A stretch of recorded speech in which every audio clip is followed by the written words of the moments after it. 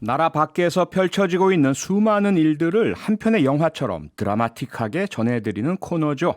영화로 만난 세계, 임주리 중앙일보 기자와 함께합니다. 안녕하세요. 네, 안녕하세요. 네, 제가 안녕하세요라는 인사를 드리기가 좀 뭐한 게 겨울이라 환절기라 몸이 조금 불편하셔서 혹시 몰라서 마스크를 좀 쓰고 네. 진행을 하고 계십니다. 네, 목이 아프진 않고 두통이 있는데 네. 요새는 조금만 몸이 안 좋아도 네. 걱정이 돼가지고 그러니까요. 오늘은 마스크 쓰고 진행하겠습니다. 혹시나 이제 네. 다른 사람한테 피해를 줄까봐 네. 배려심 빨리 나으시기 바라겠습니다. 어쨌든 네, 푹 쉬시고요. 감사합니다. 네. 예, 그래서 혹시라도 소리가 조금 답답하게 들리시는 분이 계시다면 양해를 좀 미리 부탁을 드리겠습니다.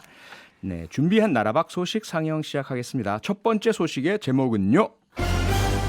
바이든한테 협조해줘. 드디어 지시한 트럼프. 오늘도 어김없이 우리의 주연 배우 트럼프 대통령이 등장을 했는데요. 네. 연말에 나무주연상, 뉴스와이킹 나무주연상을 드려야 되나? 제가 드려야겠어요. 그러게요. 네, 어떤 얘기죠 오늘은? 네, 트럼프 대통령이 사실상 패배를 시인했습니다.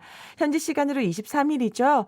바이든 당선인이 정권 인수를 할 수 있게 협조하라고 백악관 직원들과 연방 총무청에 지시를 했는데요. 네. 사실 그동안 이제 뭐 그런 도움이 없었으니까 그렇죠. 통신 보안은커녕 바이든 측에서는 사무실조차 지원을 받을 수가 없었거든요. 예. 그런데 이제는 바이든 인수위가 공식적으로 지원을 받을 수 있게 된 겁니다. 아하.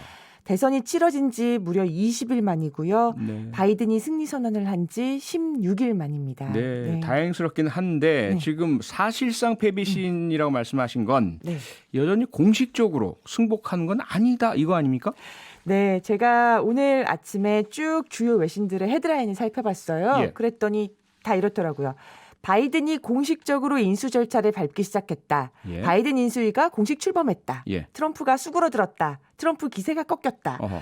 다 이렇게 뭔가 애둘러 표현을 하는 거예요. 예. 그래서 이게 뭐지 하고 이제 기사들을 봤더니 네. 공식적으로 승복한 게 아니기 때문이더라고요. 아하. 그러니까 트럼프는 청무청에는 뭐 도와줘 이렇게 협조를 지시하면서도 자기 트위터에는요. 우리는 계속해서 싸울 것이며 우리가 이길 거라고 믿는다 이렇게 썼습니다. 아하, 여전히. 네, 그러니까 선거 관련 소송은 계속하겠다는 얘기고요. 예. 결국은 자기 지지자 결집을 이제 계속해 나가겠다는 얘기겠죠. 그래서 도대체 승복인지 불복인지 알 수는 없지만 일단은 좀 사실상 패배를 시인했다 이런 평가들이 나오고 있습니다. 네. 비록 사실상이라는 단서가 붙긴 하지만 이 트럼프의 모습과 성격 비춰봤을 때는 절대로 끝까지 양보 안 할 것 같더니 네. 이렇게 생각을 바꾼 계기가 혹시 있나요? 네, 그 재검표를 요구했었잖아요. 네. 트럼프 측에서. 그런데 조지아주에서 재검표 끝에 결국은 바이든이 승리를 했다고 완전히 쐐기를 받았고요. 그랬죠. 박았고요. 예. 예, 미시간주 등 트럼프가 조금이나마 희망을 걸고 있었던 다른 주들에서도 네. 바이든 승리를 공식적으로 승인을 했습니다. 아하. 이게 아마도 컸을 것 같아요. 소위 러스트 벨트. 네네. 네. 이렇게 되면 이제 우리가 봐야 할 건 바이든 내각 아닙니까? 그렇습니다.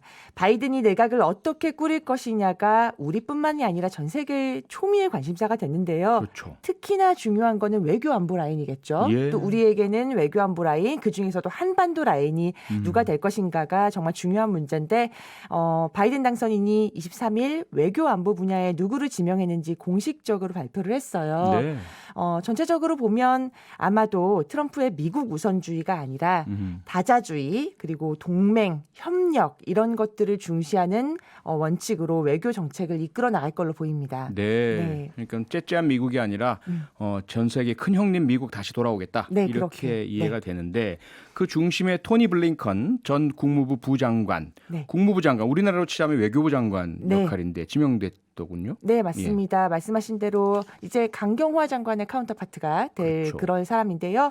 토니 블링컨, 바이든과 무려 20년 가까이 함께 해온 최측근입니다. 네. 지금 이 사람뿐만이 아니라 다른 지명자들도 거의 대부분이 바이든과 이렇게 동거동락을 해왔던 최측근들이에요. 어허. 예, 근데 토니 블링컨 이 사람만 보면 외교관 집안에서 자란 이 분야의 금수저고요. 네. 예, 뭐 보도들 보면 대북 강경파다, 뭐 강경론자다 이런 얘기들이 있는데 예. 좀 살펴보니 뭐 그렇게 대북 강경파 이렇게 보기보다는 정통 외교관 아하. 그렇다 보니까 정통 관료 네. 당연히 좀 원칙을 좀 중요시하는 사람이겠죠.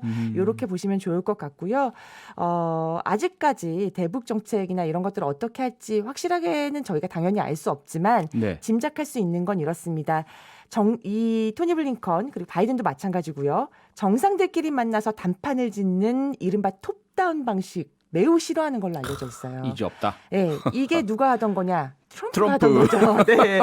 예. 네, 그 톱다운 방식 조금 쉽게 설명해드리면, 야, 그냥 너랑 나랑 1대1로 얘기해서 큰 시켜. 틀에서? 예, 예. 이렇게 하는 거잖아요. 그러니까 이런 대북 정책 굉장히 맹비난해왔던 사람이에요. 네. 왜냐하면 톱다운 방식이 좀 시원한 맛은 있죠, 보기에.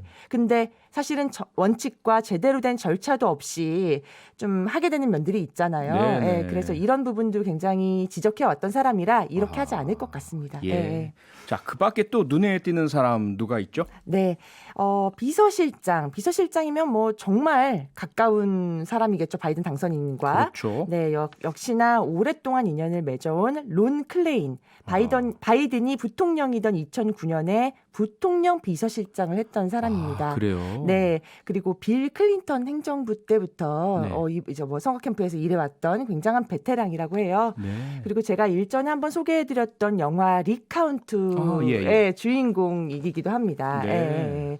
예. 이 밖에도 재무장관 그리고 유엔 대사, 백악관 국가안보보좌관 등 아주 여러 지명자들도 이제 공식적으로 좀 발표가 됐습니다. 네, 말씀하신 인물 중에 딱 눈에 띄는 게 재무장관. 네. 이게 제닛 옐런 전 연방준비제도 의장이잖아요. 네. 우리나라로 치자면 한국은행장 정도 유사한 것 같은데 네. 뭔가 이건 좀 이상하다. 연준 의장 출신이 재무장관을 간다. 이거 뭐 사례가 있나 싶을 정도로 흔치 네. 않고요. 네. 이렇게 되면 미국 경제는 과연 어떤 방향으로 네. 흘러갈까? 서로 다른 역할인데 말이죠. 네. 네, 이 내용은 임주리 기자가 다음에 다시 좀 많이 네. 깊이 준비를 해주셔야 될 것 같아요. 네, 네. 천천히 보고 또 네. 깊이 한번 살펴보겠습니다. 네. 예. 네, 그러면 임주리 기자가 준비한 두 번째 소식의 제목은요. 바이든 시대에 더 바빠진 중국. 네, 우리나라도 그렇고 세계 여러 나라들이 앞서 말씀하신 것처럼 미국 대선에 관심 초집중이었는데 그중에서도 중국 만만치 않았겠죠. 그럼요. 가장 조마조마한 마음으로 지켜본 나라가 당연히 중국이었을 겁니다. 그러게요. 네, 과연 트럼프가 되는 게 좋을지 바이든이 되는 게 좋을지 엄청나게 계산을 해왔는데 네. 여러 외신들과 그리고 전문가들의 공통된 얘기는요. 바이든도 대중국 정책에 있어서는 트럼프에 만만치 않을 것이라는 거였습니다. 예. 네, 왜냐하면 이게 트럼프와 시진핑의 싸움이 아니라 미국과 중국의 패권 싸움이기 때문에 그런데요. 그래서 바이든의 모든 것이 트럼프와 달라도 대중국 정책만큼은 쉽게 버리지 못할 거라는 분석들이 나오는 건데요. 어허. 그래도 달라지는 건 당연히 있겠죠. 예. 바이든 정부가 들어서면 일단은 트럼프처럼 이렇게 막 뭔가 독서를 퍼붓고 이렇게 하지는 않을 거란 얘기들이 나와요. 네. 바이든의 스타일이 있으니까 그렇죠. 점잖게 얘기를 하겠죠.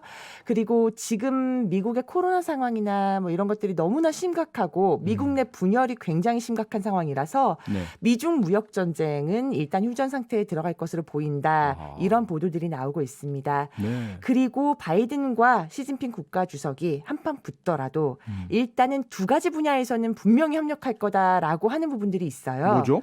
그 두 가지가 예. 바로 기후변화 대응과 아하. 코로나19 대응입니다. 아하. 네, 이 두 가지 문제에 있어서는 아무리 싫어도 서로 협력할 것이다. 이런 예. 얘기들이 나오고 있습니다. 네. 그럼 어쨌건 그 두 가지의 협력이 꼭 필요하다. 그리고 독소를 퍼붓거나 이런 긴장 고조는 안 시킨다라고 한다면 네. 중국 입장에서는 트럼프보다는 바이든이 더 반가운 존재인 것 같긴 한데요. 네.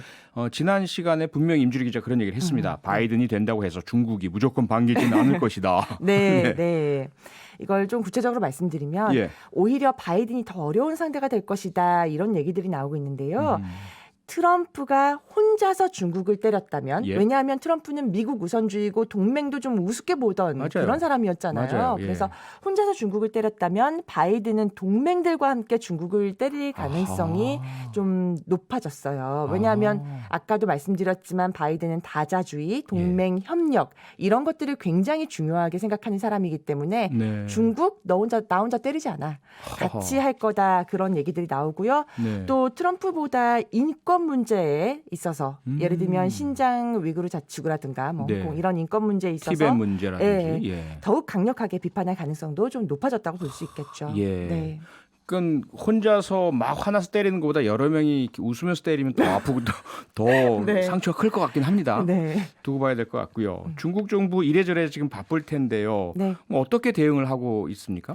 일단은 대변인을 통해서 외교부 대변인인가요? 이렇게 통해서 바이든에게 축하 인사를 건네긴 했지만 예. 12월에 좀 아주 그 대통령 선거 미국 대통령 선거 제대로 끝나고 그때 이제 시진핑 주석이 좀 인사를 할 것으로 보이고요. 예. 지금 눈에 띄는 활동이 바로 왕이 중국 외교부장이죠. 네. 네, 왕이 외교부장이 현재 일본에 가 있습니다. 아하. 그리고 내일은 우리나라에 방문을 하는데요. 네. 이미 왕이 외교부장은 지난 여름에 유럽 국가들을 돌면서 협력을 구한 바가 있어요. 네, 어떻게든 우군을 확보하려는 중국의 안간 힘이라고 볼 수 있겠죠. 네, 지금 이 소식 우리에게도 중요한 이유가 있지 않습니까? 네. 미국은 당연히 한국에게 아주 제일 중요한 동맹이고 네. 중국은 그 반면에 우리의 제일 교역국 네. 또 남북 관계 풀 때는 중국 대단히 중요한 역할 그럼요. 하고요. 네. 근데 만약에 미국이 동맹으로서의 반중국 노선에 동참해달라 이렇게 요구를 한다면 우리는 어떻게 해야 될까? 네. 그 두 공룡 사이, 두 고래 사이에 낀 새우등이 되지 않을까라는 네. 그런 우려가 많아서 빨리 전략 세워야 될 테고 당연히 지금 세우고 있겠죠. 네, 제가 이 뉴스 두 가지를 지금 좀 집중해서 말씀드린 이유가 바로 그 점 때문이죠. 예, 우리가 그러게요. 지금 빨리 전략을 세워야 하니까요. 네. 예. 하여간에 참 여전히 우리가 약속 서름을 얘기해야 된다니 아프긴 한데요. 또 중국 관련 소식 하나 더 있다고요? 네, 홍콩의 민주화 운동가 조슈아 웡 그리고 아그네스 차우, 이반 램 이 세 명이요. 지난 23일에 불법 집회를 조직하고 선동했다는 혐의로 구류 처분을 받고 수감이 됐습니다. 예. 네, 이제 혐의는 지난해 6월에 벌어진 대규모 시위를 조직했다는 혐의였는데요. 조슈아 웡이 이런 말을 하고 들어갔어요. 감옥에 가둔다고 해도 우리를 멈추게 하지는 못할 것이다. 예. 네, 이렇게 밝히고 이제 결국은 수감이 됐는데 다음 달 2일 선고할 예정이라는데 최고 징역 5년형에 처해질 수 있다고 지금 알려졌는데 네. 다만 홍콩 보안법의 적용을 받는 것은 아니라서 무기징역형까지는 아닐 것이다. 이렇게 좀 얘기들이 나오고 있습니다. 네, 홍콩 네. 민주화의 상징 조슈아 웡 네. 징역 5년형이라면 상당히 무겁고 오래 걸릴 텐데요. 함께 볼 영화도 추천을 해주시죠. 네, 조슈아 웡 그 행동이나 뭐 발언 하나하나 보면 이 친구가 정말 20대 청년이 맞을까 싶을 정도로 성숙하고 맞아요. 예, 정말 네. 어떤 아우라가 느껴지는데요. 네. 제가 예전에 조슈아 웡 소개를 한번 하면서 넷플릭스에서 방영하는 다큐멘터리 우산혁명이란 작품 소개해 드렸어요. 네네 기억납니다. 네. 예. 이 다큐멘터리는 조슈아 웡의 활동을 짚어보는 그런 작품이었는데 네. 제가 이번에 지금 소개해드릴 영화는 1987이라는 우리 영화입니다. 우리나라 영화인데요? 예, 네, 예. 그렇습니다.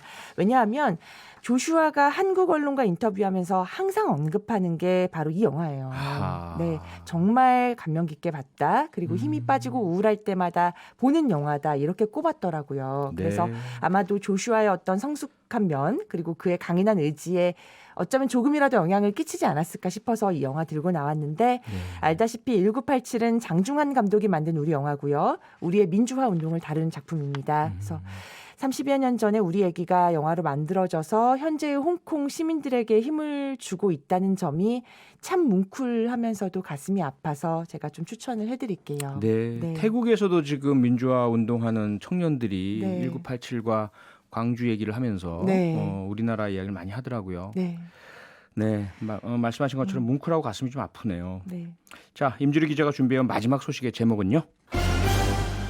불타오른 과테말라 의회에 무슨 일이 있었던 걸까? 그러게 무슨 일이 있었던 겁니까? 중남미 국가, 정확히는 중미 국가죠. 네. 과테말라에서 반정부 시위가 일고 있는데 분노한 시위대가 얼마나 화가 났으면 예. 의회에 불을 질렀어요. 허. 중남미 국가 대부분이 지금 코로나19로 심각한 고통을 받고 있는데 예. 거의 대부분 정부가 좀 손을 놓은 상태예요. 그런데 지난주 과테말라 의회에서 예산안을 처리하면서 코로나19 대응 관련 예상을 확 깎고요. 어허. 이뿐만이 아니라 이제 보건복지라든가 이렇게 민생과 아주 직접적으로 연관된 예산들을 확확 줄였습니다. 아이고. 그렇다 보니 그간 쌓인 과테말라 시민들의 분노가 폭발을 한 거죠. 말씀하신 것처럼 중남미 여러 국가들이 지금 코로나19 타격을 받았고 네. 뭐 뒤숭숭하잖아요. 네. 중남미 국가들 사실 얘기를 하자면 제가 참 이것도 가슴이 아프죠. 예.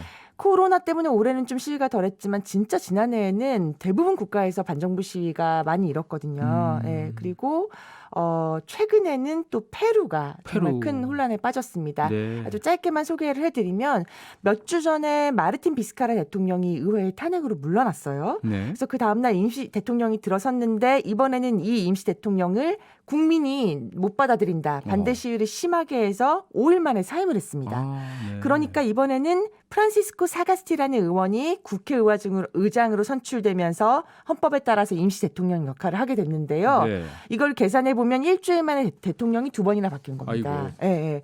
그러나 이제 아직까지도 혼란이 가라앉지는 앉을지는 알 수 없는 상황이라서 어허. 이 페루 상황도 좀 저희가 지켜봐야 될 것 같아요. 예. 네. 지난번에는 칠레의 네. 폭동과 그다음에 뭐 군사 정권이 만든 헌법 이야기 해주셨는데 네. 아직까지도 개헌 과정은 진행 중이 되고요. 그렇죠. 중남미 여러 나라가 참 어렵네요. 아유, 그러게 말입니다. 그런데요, 이 네. 비스카라 대통령 네. 왜 그렇게 의회의 미움을 받고 탄핵까지 됐죠? 네, 이 말씀드렸듯이 대중의 사랑은 굉장히 받았던 국민의 사랑은 받았던 대통령인데 부패 개혁을 밀어붙인 게 좀 문제가 됐어요. 어허. 왜냐하면 부패 개혁 그러면 기득권층을 손봐야 되는데 그렇죠. 기득권층이라고 할 수 있는 의회와 사사건건 충돌할 수밖에 없었던 거죠. 아. 예, 그래서 조금 이게 좀 이렇게 짧게 설명드리면 이런 거고요. 그래서 네. 결국은 의회 쿠데타라고 국민들이 이름 붙인 의회 쿠데타라고 해서 밀려났고요. 그래서 시위 과정에서 사망하는 시민까지 나왔을 정도로 지금 혼란스러운 상태라고 합니다. 그러니까 탄핵된 비스카라 대통령은 국민들에겐 지지를 많이 받는데 네. 부패척들 한다고 기득권들인 의회 의원들이 다 기득권일 테니까 네. 충돌이 일어났고 네. 의회에서 탄핵을 시켜버렸고 결국 밀려난 거죠. 결국 밀려나고 네. 그래서 의회에서 다른 대통령 내세우니까 국민들 안 돼. 그렇죠. 이거 싫어 이렇게 네. 되는 이런 거네요. 네, 네. 이야 참 하루빨리 좀 정말 수습이 됐으면 좋겠습니다. 그렇습니다. 벌써 엔딩 크레딧 네. 나갈 시간이 다 됐는데요. 네. 이번 주 영화로 보는 세계에 대한 한 줄 평 주시죠. 네, 지금 미국과 중국 혼란스러운 상황이죠. 우리 정말 정신을 바짝 차려야 될 때인 네. 것 같습니다. 네. 네. 정신 바짝 차리자 이렇게 정리하겠습니다. 네. 중앙일보 임주리 기자였습니다. 건강관리 잘하시고 빨리 나으시고요. 네. 다음 주에는 정말 힘차고 활기차고 건강한 모습으로 재밌다는 표현이 좀 그렇긴 한데 어쨌든 국제 소식 부탁드리겠습니다. 네, 감사합니다. 고맙습니다. 네. 평일 저녁 6시 5분에 여러분을 찾아갑니다. MBC 라디오 표창원의 뉴스 하이킥.